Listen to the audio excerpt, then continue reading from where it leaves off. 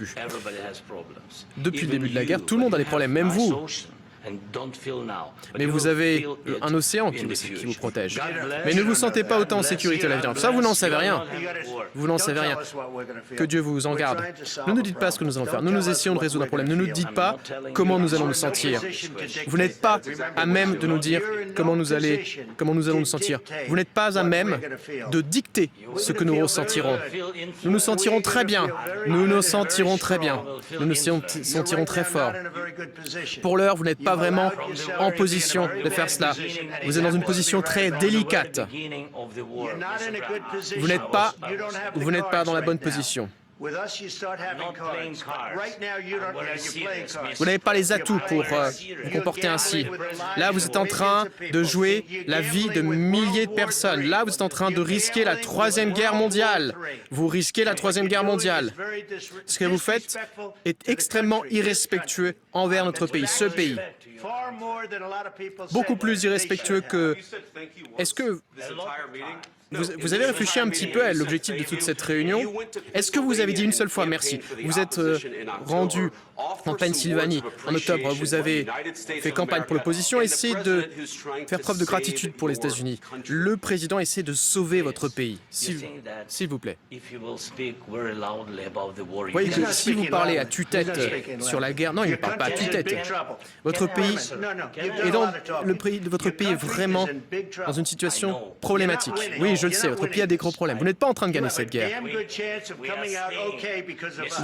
Vous aurez une sacrée bonne chance de vous en sortir grâce à nous. Oui, Monsieur le Président. Depuis le début de la guerre, nous avons été seuls. Mais je vous remercie. Nous vous avons donné 350 milliards de dollars. Nous vous avons donné de l'équipement, du matériel militaire. Si vous n'aviez pas eu notre matériel militaire, si vous n'aviez pas eu notre équipement militaire, cette guerre aurait été terminée en 2 semaines. En 3 jours, c'est ce que j'ai entendu de la bouche de Poutine. Ça sera très difficile. Ça va être difficile de faire affaire comme ça. Merci. Pouvez-vous nous dire merci? Sauf qu'il y a des accords. Donc essayons de régler ces désaccords plutôt que de se battre devant les médias américains alors que vous avez tort. Vous savez que vous avez tort. Je pense qu'il est bon pour le peuple américain de voir ce qui est en train de se passer. Vous devez être reconnaissant.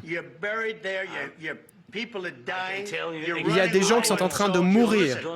Vous avez de moins en moins de soldats. Vous serez bientôt à court de soldats. Et là, vous nous dites que vous ne voulez pas de... Vous nous dites, je ne veux pas de cessez-le-feu. Écoutez, si vous pouvez obtenir un cessez-le-feu dès maintenant, moi je vous dis, prenez-le. Et les balles arrêteront de fuser.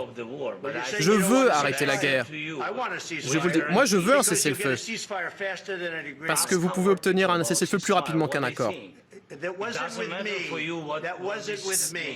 Ce n'est pas avec moi que vous avez signé un accord. C'était avec un type qui s'appelait Biden qui n'était pas intelligent. Oui, mais c'était... Non, excusez-moi, c'était avec Obama. Moi, je vous ai donné les Javelins pour détruire tous ces tanks. Obama... Non, Biden vous a donné les Javelins. Il faut faire preuve de plus de reconnaissance, parce que je vous le dis, vous n'avez pas les atouts dans votre jeu. Avec nous, vous les avez, mais sans nous, vous ne les avez pas. Oui, ça va être difficile de passer un accord. Va falloir changer d'attitude.